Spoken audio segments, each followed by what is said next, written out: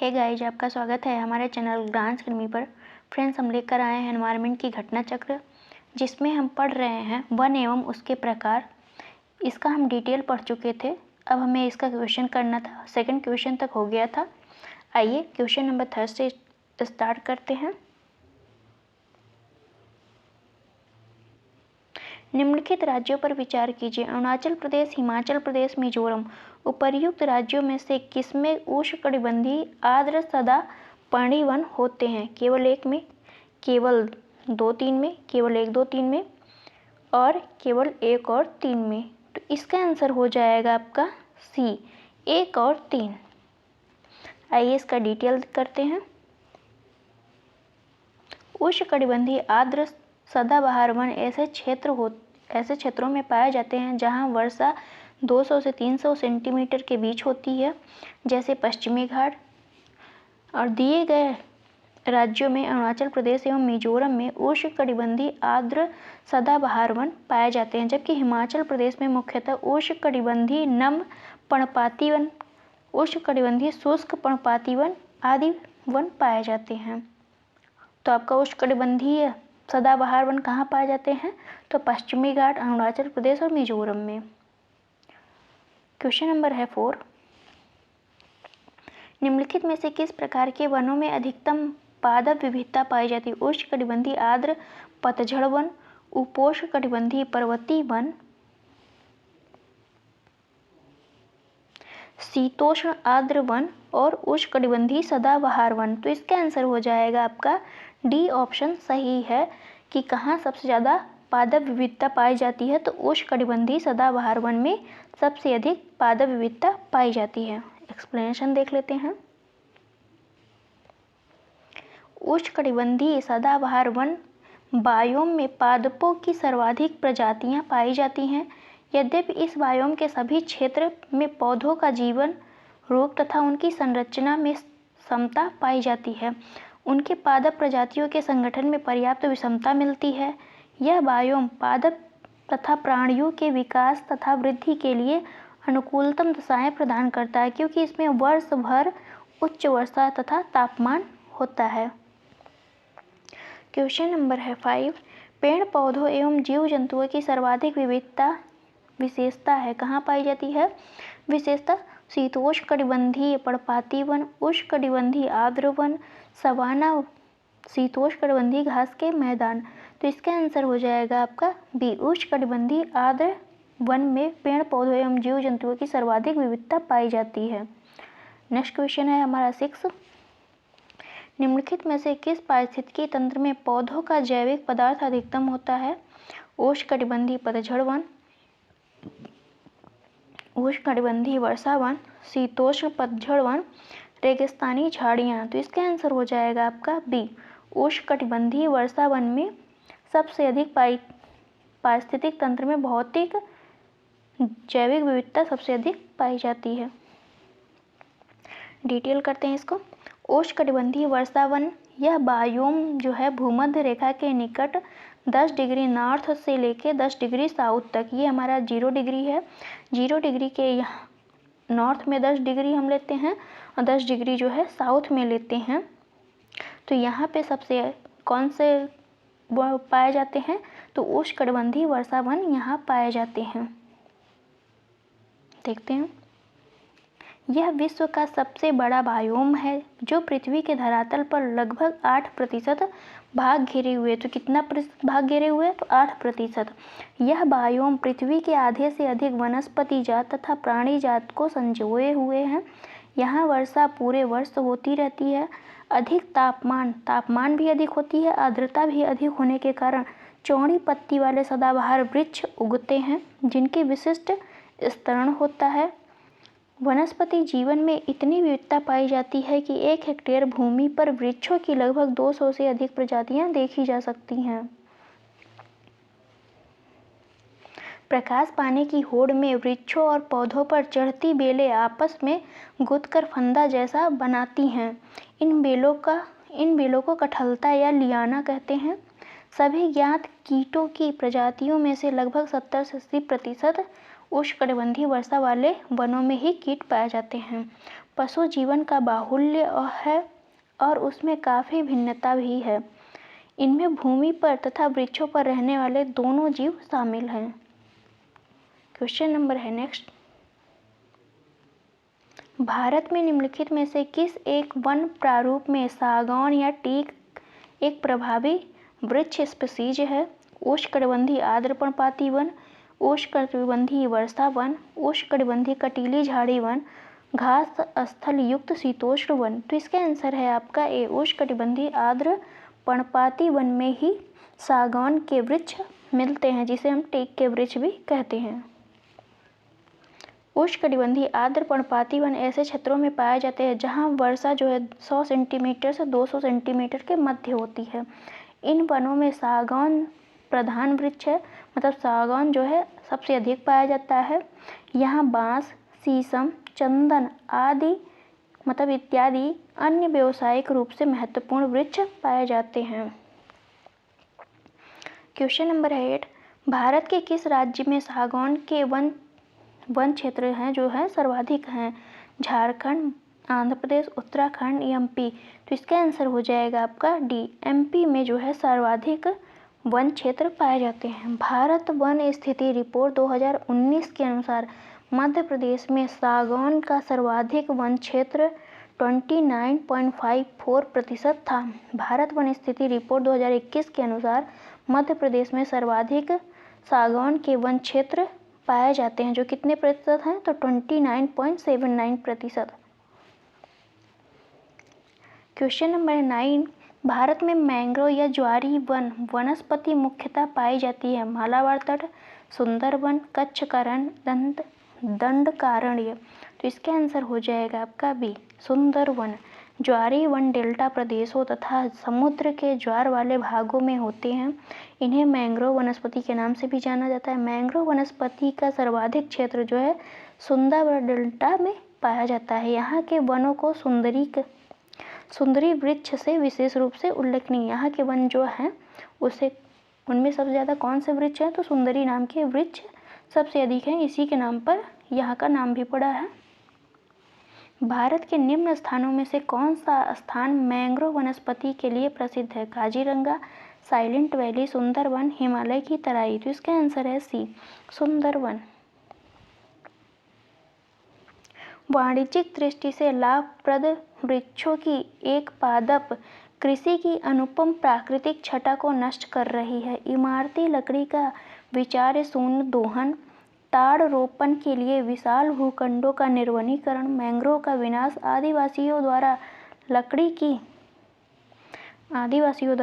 की अवैध कटाई और अनाधिकार आखेट समस्या को अधिक जटिल बनाते हैं। अलवण जल कोटरिकाएं त्वरित गति से सूख रही हैं क्योंकि निर्वनीकरण और मैंग्रोवों का विनाश हो रहा है। इस उदाहरण में निर्देशित स्थान है। यह स्थान किसके बारे में बात की जा रही है? कौन सा ऐसा स्थान है? तो इसका आंसर है आपका ये, सुंदरवन का जो स्थान है उसके बारे में ये सारी विशेषताएं दी हुई हैं। क्वेश्चन नंबर 12 है, निम्नलिखित में से कहाँ पर एक संरक्षित कच्छ वनस्पति क्षेत्र है? पूर्वी घाट, पश्चिमी घाट, गोवा, चंद्रताल। तो इसका आंसर है आपका सी, गोवा का जो है चोराव द्वीप पूरी तरह से संरक्षित कच्छ वनस्पति क्षेत्र है। क्वेश्चन नंबर 13, भारत के निम्नलिखित क्षेत्रों में से किस एक में मैंग्रोव वन, सदापर्णी वन, पर्णपाती वनों का संयोजन है? कहाँ पे, कौन सा ऐसा क्षेत्र है जहाँ पे मैंग्रोव वन भी मिलते हैं, सदापर्णी वन भी मिलते हैं और पर्णपाती वन भी मिलते हैं? तो इसका आंसर हो जाएगा आपका डी, अंडमान निकोबार द्वीप समूह में ये तीनों प्रकार के वन मिलते हैं।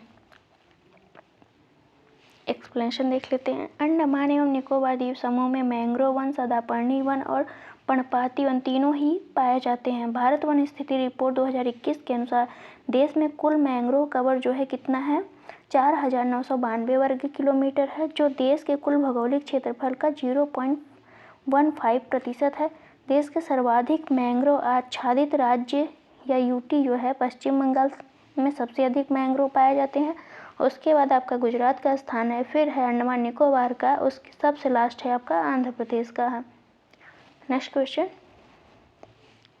क्वेश्चन नंबर है 14। निम्नलिखित जंगलों में से कौन सा जंगल पृथ्वी ग्रह के फेफड़े के रूप में जाना जाता है? पूर्वोत्तर भारत के वर्षा वन, टैगा वन, टुंड्रा वन, अमेजन वर्षा। तो इसका आंसर हो जाएगा आपका डी। पृथ्वी ग्रह के फेफड़ों के रूप में किसे जाना जाता है? तो अमेजन वर्षा वन को जाना जाता है। क्वेश्चन नंबर है, इसका डिटेल देख लेते हैं। अमेजन वर्षा वन एमेजोनिया या अमेजन वन के नाम से जाने जाते हैं।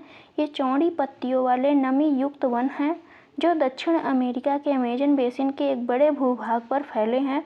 इन्हें ही पृथ्वी ग्रह के फेफड़े के रूप में जाना जाता है। इनकी वनस्पति लगातार कार्बन डाइऑक्साइड को अवशोषित कर ऑक्सीजन मुक्त करती रहती है। पृथ्वी की लगभग 20% से अधिक ऑक्सीजन अमेजन वर्षा वनों द्वारा उत्पादित होती है। क्वेश्चन नंबर है 15। निम्नलिखित में से किस महाद्वीप में उष्णकटिबंधीय पर्णपाती वनों का विस्तार अधिक है? अफ्रीका, एशिया, ऑस्ट्रेलिया, दक्षिणी अमेरिका। तो इसका आंसर है बी, एशिया।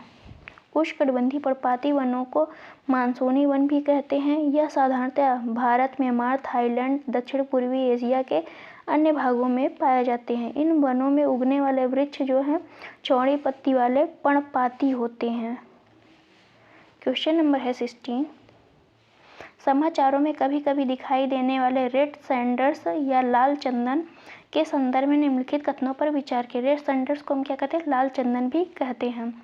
यह दक्षिण भारत के एक भाग में पाई जाने वाली एक वृक्ष जाति है। यह दक्षिण भारत के उष्णकटिबंधीय वर्षा वन के क्षेत्रों के अति महत्वपूर्ण वृक्षों में से एक है। कौन सा कथन सही है? तो इसका आंसर है सिर्फ एक कथन सही है। एक्सप्लेनेशन देख लेते हैं। रेड सैंडर्स या रक्त चंदन दक्षिण भारत के उष्णकटिबंधीय शुष्क पर्णपाती वनों में पाई जाने वाले वृक्ष की एक प्रजाति है। इसका वैज्ञानिक नाम है टोकोकार्पस सेंटिलिनस। यह वृक्ष आंध्र प्रदेश के पालकोंडा और शेषाचलम पर्वत श्रेणियों में मुख्यतः पाई जाती हैं। क्वेश्चन नंबर है 17। भारत के निम्नलिखित पारिस्थितिकी क्षेत्रों में कौन सा सही सुमेलित नहीं है? दक्षिण पश्चिम घाट में आर्द्र वन पाए जाते हैं। तराई दुआर में आपका चौड़ी पत्ती वाले जो है वन पाए जाते हैं। कच्छ का रण में आपके घास के मैदान पाए जाते हैं। अब पूर्वी दक्कन पठार में जो है ये इसका सुमेलित नहीं है, तो इसलिए इसका आंसर हो जाएगा डी। पूर्वी दक्कन पठार में आर्द्र वन नहीं पाए जाते हैं। देखते हैं, पूर्वी दक्कन पठार में प्रमुखतः शुष्क सदाबहार वन पाए जाते हैं, न कि आर्द्र वन पाए जाते हैं। नेक्स्ट क्वेश्चन, सूची फर्स्ट को सूची सेकंड से सुमेलित करना है। देखते हैं इसका। उष्णकटिबंधीय वन जो है उसमें उष्णकटिबंधीय वन में साइलेंट वैली आपकी पाई जाती है। और शंकु वृक्ष वन में क्या होता है? आपका शंकु वृक्ष कहाँ मिलेगा? आपका हिमाचल प्रदेश में मिलेगा। कच्छ की वनस्पति आपको मिलेगी सुंदरवन में। और पतझड़ वन आपका राजस्थान में मिलेगा। इस तरह से आपका आंसर हो जाएगा डी। क्वेश्चन नंबर है, डिटेल देख लेते हैं आपका इसका। सुंदरवन पश्चिम बंगाल की कच्छ वनस्पति है। पश्चिमी हिमालय उप अल्पाइन शंकु वृक्ष वन नेपाल, भारत, पाकिस्तान में विस्तारित हैं। भारत में यह उत्तराखंड, हिमाचल प्रदेश एवं जम्मू कश्मीर में और लद्दाख में मिलते हैं। साइलेंट वैली सदाबहार उष्णकटिबंधीय वन जो है केरल के पालक्कड़ जिले में विस्तारित हैं। सूखे पर्णपाती वनों का विस्तार जो है गुजरात, राजस्थान और एमपी में है। क्वेश्चन नंबर 19 है, 2004 की सुनामी ने लोगों को यह महसूस करा दिया कि गरान या मैंग्रोव तटीय आपदाओं के विरुद्ध विश्वसनीय सुरक्षा बाड़े का कार्य कर सकते हैं। गरान या मैंग्रोव सुरक्षा बाड़े के रूप में किस प्रकार कार्य करते हैं? गरान अनूप होने से समुद्र और मानव बस्तियों के बीच एक ऐसा बड़ा क्षेत्र खड़ा हो जाता है, जहाँ लोग न तो रहते हैं न जाते हैं। मैंग्रोव भोजन और औषधि दोनों प्रदान करते हैं, जिनकी प्राकृतिक आपदा के बाद लोगों को ज़रूरत पड़ती है। गरान या मैंग्रोव के वृक्ष घने वितान के लंबे वृक्ष होते हैं, जो चक्रवात और सुनामी के समय उत्तम सुरक्षा प्रदान करते हैं। गरान के वृक्ष अपने सघन जड़ों के कारण तूफान और ज्वार भाटे से नहीं उखड़ते हैं। तो इसका आंसर हो जाएगा आपका डी ऑप्शन आपका सही है। एक्सप्लेनेशन देख लेते हैं। मैंग्रोव या गरान वन सुनामी और चक्रवात जैसी तटीय आपदाओं के विरुद्ध विश्वसनीय सुरक्षा बाड़े का कार्य करते हैं। यह वृक्ष अपनी सघन जड़ों के कारण तूफान और ज्वार भाटे से नहीं उखड़ते हैं। क्वेश्चन नंबर है 20। कथन है उड़ीसा तट भारत में सर्वाधिक चक्रवात प्रवण क्षेत्र है। क्या उड़ीसा में सबसे ज़्यादा चक्रवात आते हैं? महानदी डेल्टा क्षेत्र में भारी मात्रा में मैंग्रोव का निर्वनीकरण हुआ है। तो कौन सा आंसर सही है? तो इसका आंसर हो जाएगा आपका ए। कथन और कारण दोनों ही सही हैं, दोनों एक दूसरे की व्याख्या भी करते हैं। एक्सप्लेनेशन देखते हैं। ओडिशा तट बंगाल की खाड़ी में उठने वाले चक्रवातों से सर्वाधिक प्रभावित राज्य है। यहाँ चक्रवातों के आने की बारंबारता अन्य राज्यों से अपेक्षाकृत अधिक है। मैंग्रोव वन चक्रवात अवरोधक के रूप में कार्य करते हैं। हाल के दिनों में महानदी डेल्टाई क्षेत्र में मैंग्रोव वनों का निर्वनीकरण हुआ, जिससे चक्रवातों से होने वाले नुकसान में वृद्धि हुई है। क्वेश्चन नंबर है 21। भीतरकनिका गरान या मैंग्रोव के संदर्भ में निम्नलिखित कथनों पर विचार कीजिए। यह वंशधारा और सुवर्ण रेखा नदियों के डेल्टा में स्थित है। यह पश्चिमी बंगाल में अवस्थित है। तो इसका आंसर हो जाएगा न तो एक सही है और न ही दो सही है। एक्सप्लेनेशन देखते हैं। भीतरकनिका मैंग्रोव उड़ीसा के केंद्रपाड़ा जिले में ब्रह्माणी, वैतरणी और महानदी डेल्टा क्षेत्र में स्थित है। यह मैंग्रोव वनों के लिए प्रसिद्ध है। यह एक रामसर स्थल 2002 में घोषित किया गया था। भीतरकनिका को रामसर स्थल भी घोषित किया जा चुका है। निम्नलिखित कथनों पर विचार कीजिए। टेक्सास वृक्ष हिमालय में प्राकृतिक रूप से पाया जाता है। टेक्सास वृक्ष रेड डाटा बुक में सूचीबद्ध है।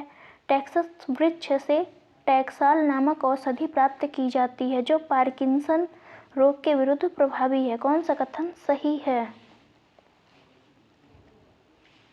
तो इसका आंसर है आपका डी, तीनों ही कथन सही है। तो आंसर क्या हो गया? डी। एक्सप्लेनेशन देखते हैं। टेक्सास वृक्ष हिमालय में प्राकृतिक रूप से पाया जाता है। टेक्सास वृक्ष रेड डाटा बुक सूची में सूचीबद्ध किया गया है। टेक्सास वृक्ष से जो है टैक्साल नामक औषधि प्राप्त की जाती है, जो विशेषतः कैंसर के प्रति प्रभावी होती है, परंतु इसका प्रयोग पार्किंसंस रोग या पीडी केंद्रीय तंत्रिका तंत्र का रोग के विरुद्ध भी किया जाता है। इससे जो है पार्किंसन रोग और कैंसर रोग दोनों ही इसके तहत औषधि का प्रयोग किया जाता है, मतलब दोनों ही प्रभावी होते हैं इसके तहत। कथन है क्वेश्चन नंबर 23। मैंग्रोव कुछ समुद्र तटों के सीमावर्ती उष्णकटिबंधीय और उपोष्णकटिबंधीय क्षेत्रों के अति विशिष्ट वन पारिस्थितिक निकाय होते हैं। वे तटरेखा को स्थिर रखते हैं और समुद्र द्वारा सीमा उल्लंघन के विरुद्ध प्राचीर का काम करते हैं। दोनों वक्तव्यों में कौन सा आंसर सही है?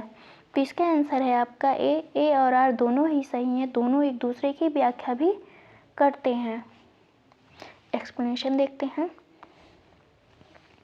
मैंग्रोव उष्ण एवं उपोष्ण कटिबंधीय क्षेत्रों में समुद्र तटों के लवणीय जल में उगने वाले वन होते हैं। ये वन जैव विविधता के संरक्षक होने के साथ समुद्र और तट के बीच महत्वपूर्ण कड़ी का काम करते हैं। तट को समुद्र की ओर से आने वाली तीव्र लहरों के विनाश से बचाते हैं। इस प्रकार से ये तट रेखा को स्थिर रखते हैं तथा समुद्र द्वारा कटाव से रक्षा प्राचीर का कार्य भी करते हैं। इसलिए इन्हें अति विशिष्ट पारिस्थितिकी निकाय माना जाता है। क्वेश्चन नंबर है 24। यदि आप हिमालय से होकर यात्रा करते हैं तो आपको वहाँ निम्नलिखित में से किस पादप या किन पादपों को प्राकृतिक रूप से उगते हुए दिखने की संभावना है? बांज, बुरुंश, चंदन। तो इसका आंसर हो जाएगा आपका ए। 1 और 2 सही है। चंदन आपका वहाँ नहीं मिलता, वो दक्षिण भारत में मिलता है। उपोष्णकटिबंधीय वन उत्तर पश्चिमी कश्मीर को छोड़कर खासी पहाड़ी और नागालैंड, मणिपुर में पाए जाते हैं। चीड़ इन वनों का मुख्य वृक्ष है, परंतु अधिक आर्द्रता वाले भागों में बांज या ओक जैसी चौड़ी पत्ती वाले वृक्ष देखे जाते हैं। इनके अलावा बुरुंश या रोडोडेंड्रॉन जैसी झाड़ियाँ भी पाई जाती हैं। चंदन जो है उष्णकटिबंधीय पर्णपाती वृक्ष है जो हिमालयी क्षेत्रों में नहीं पाया जाता है। Next question.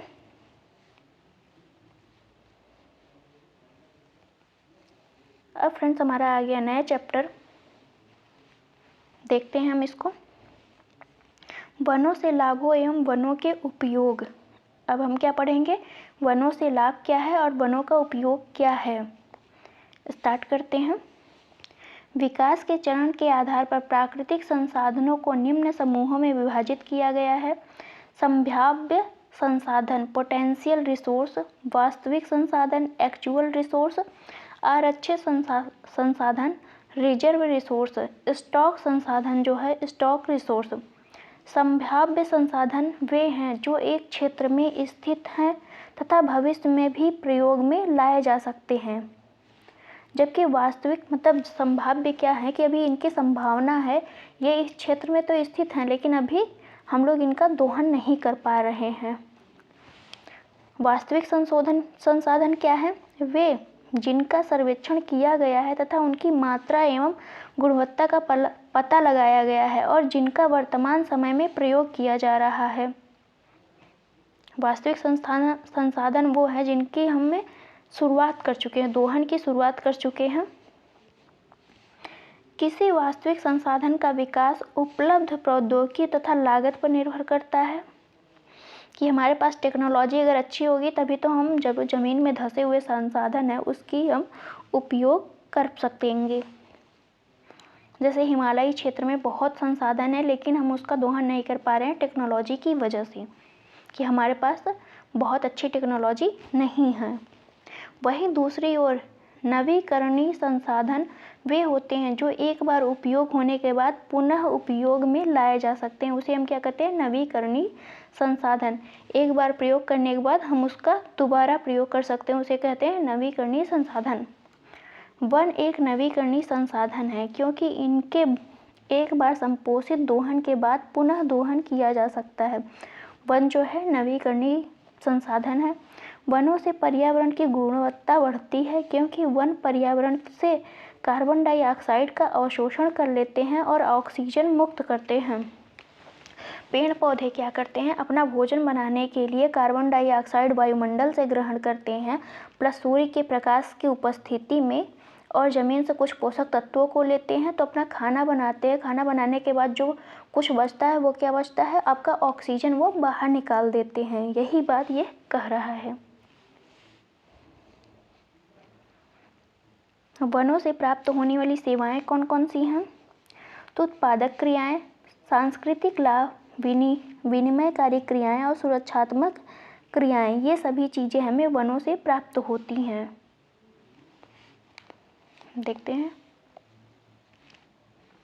वन मानव जाति को अत्यधिक लाभ पहुंचाते हैं। ये विभिन्न प्रकार की सेवाएं प्रदान कर प्रकृति व मानव को अनगिनत लाभ पहुंचाते हैं। उल्लेखनीय है कि अगर किसी पेड़ को काटे बिना उससे पुल बना दिया जाए तो उसे हम उस पुल को जीवित पुल या प्राकृतिक पुल कहते हैं। अगर किसी पेड़ को हम काट नहीं रहे हैं और उसको जो है बढ़ाकर या एक छोर से दूसरे छोर तक हम लोग उसको पहुंचाकर अगर पुल बना दे तो उसे हम क्या कहते हैं? प्राकृतिक पुल या जीवित पुल कहते हैं, क्योंकि उस पेड़ को काटा नहीं गया है। देखते हैं। मेघालय राज्य में कई जीवित पुल पाए जाते हैं। तो कहाँ जीवित पुल पाए जाते हैं? मेघालय राज्य में। इस राज्य के चेरापूंजी में तो जीवित पुलों की भरमार है। सबसे ज़्यादा कहाँ पाए जा रहे हैं? आपका मेघालय में भी। कहाँ? चेरापूंजी में। इस क्षेत्र में रबर ट्री नामक एक वृक्ष पाया जाता है जिसका वानस्पतिक नाम क्या है? Ficus elastica. इस पेड़ की शाखाएं जमीन को छूकर नई जड़ें बना लेती हैं। इस तरह पेड़ की अतिरिक्त जड़ें अलग दिशा में बढ़ सकती हैं। जीवित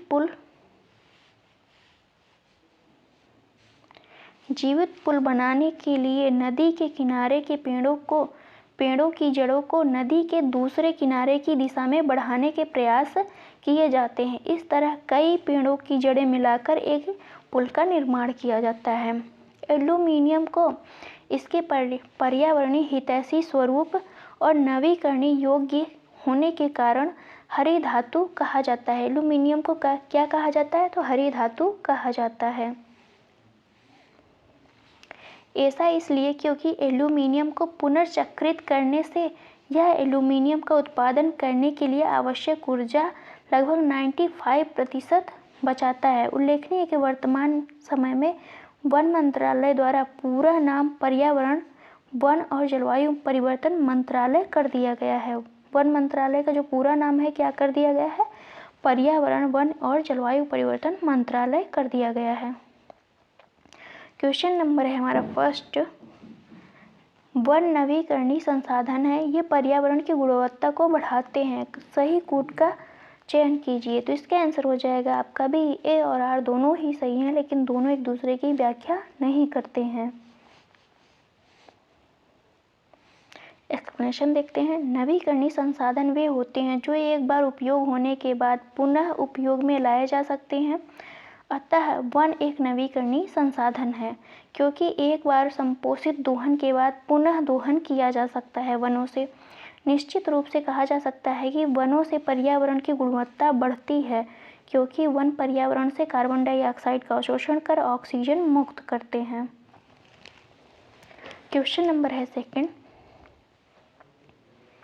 प्राकृतिक संसाधन वे होते हैं जो किसी क्षेत्र में स्थित हैं तथा भविष्य में भी प्रयोग में लाए जा सकते हैं। किसी वास्तविक प्राकृतिक संसाधन का विकास प्रौद्योगिकी एवं उत्पादन लागत पर निर्भर होता है। तो इसका आंसर हो जाएगा आपका भी ए और आर दोनों ही सही हैं, लेकिन दोनों एक दूसरे की व्याख्या नहीं करते हैं। एक्सप्लेनेशन देखते हैं। विकास के चरण के आधार पर प्राकृतिक संसाधनों को निम्न समूहों में विभाजित किया गया है। पहला है संभाव्य संसाधन, दूसरा है वास्तविक संसाधन, तीसरा है आपका आरक्षित संसाधन। वास्तविक संसाधन वे हैं जिनका सर्वेक्षण किया गया है तथा उनकी मात्रा एवं गुणवत्ता का पता लगाया है, जिनका वर्तमान समय में प्रयोग किया जा रहा है। किसी वास्तविक संसाधन का विकास उपलब्ध वैज्ञानिक तथा लागत पर निर्भर करता है। क्वेश्चन नंबर थर्ड है, एल्यूमीनियम हरी धातु है, वह लकड़ी का स्थान लेकर वनों को बचाती है। सही कूट का उत्तर चयन कीजिए। तो इसका आंसर हो जाएगा आपका डी। ए तो सही है लेकिन आर सही नहीं है।